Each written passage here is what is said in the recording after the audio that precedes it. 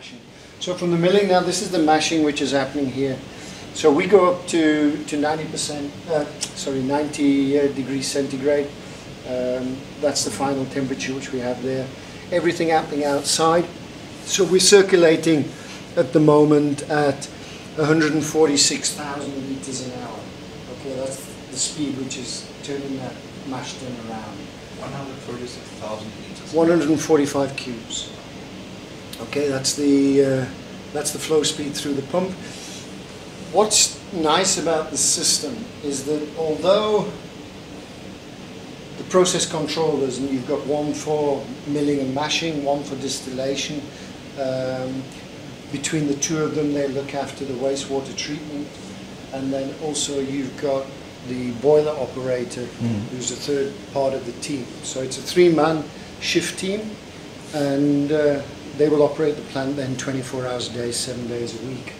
But the nice thing about the mashing system and what we've learned over the years is that in grain there's a critical period between, or critical range between 55 degrees centigrade and 70.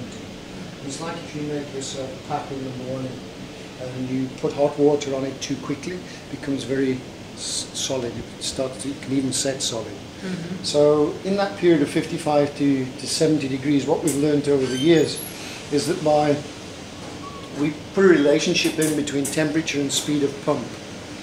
So if the mash starts to get thick, then the speed will slow down.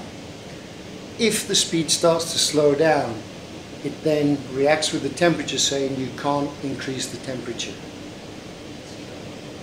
As soon as the speed then picks itself back up again to normal, it will allow it then to increase the temperature by a degree. And that's how we manage to make sure we never sit with 15 tons of solid grain inside the mash tun.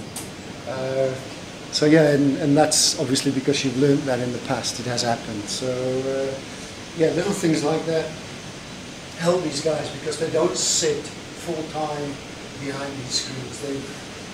They've got to make sure they take the samples from the maize lorry. If a pump trips down at the wastewater treatment plant, then they've got to go down there and sort it. So they're very much multitask. They're skilled in multitasking, and that's why we've given them all the equipment and the control system to allow them to multitask as well. How many people are working here full time? In total, from the office through to maturation to blending, I think there's 33 people now on the site. I know when I started here in 1991, before we had the mashing, we had more people than that. We had 5,000 casks in maturation. We've now got 150,000 casks in maturation.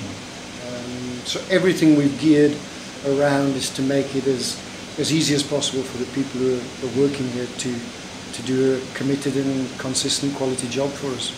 And it's still quite a lot compared to some Scottish distilleries. Oh yeah, but I think a lot of Scottish distilleries, you don't have all the aspects. For example, maturation. Maturation on Scottish distilleries is quite rare. You might have 1 or 2 casks. It's a showpiece, but the activities is mainly at a big maturation warehouse somewhere else. The same with blending. None of the blending takes place on a particular malt distillery because it's got to go to a blending house where the grains will be coming into as well. Here at the distillery we've got grain and malt in maturation, so we do the blending here too. So there's a few aspects which add to that count, but yeah, I don't think for the activities on this site and the wastewater treatment plant as well, I don't think we're overstaffed. Definitely not overstaffed. The question was why that inconsistency? Because you cannot make a good spirit, you can't distill a good spirit from a bad fermentation.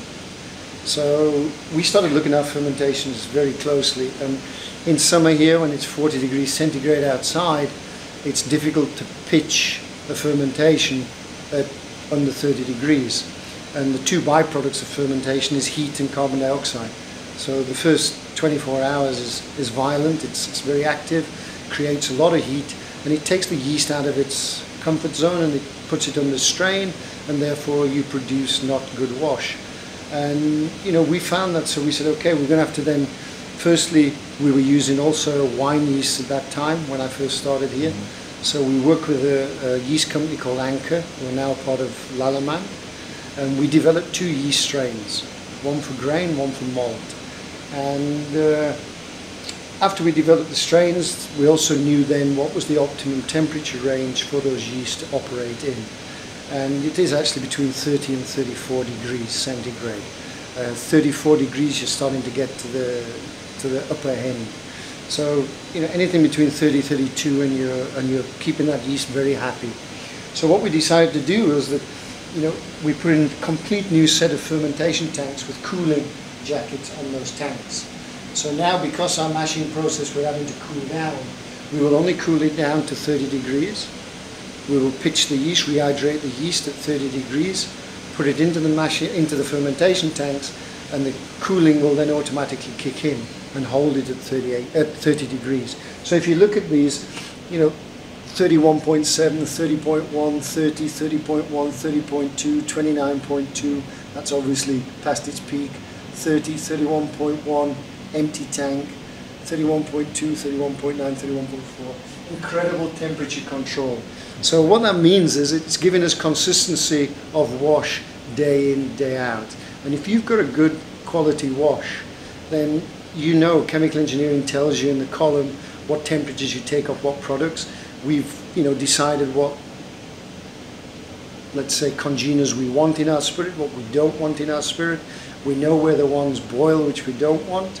We can put in takeoff points on those trays, and we extract that from the spirit. So we're producing a very consistent quality of grain spirit through the system which we have in put into practice here.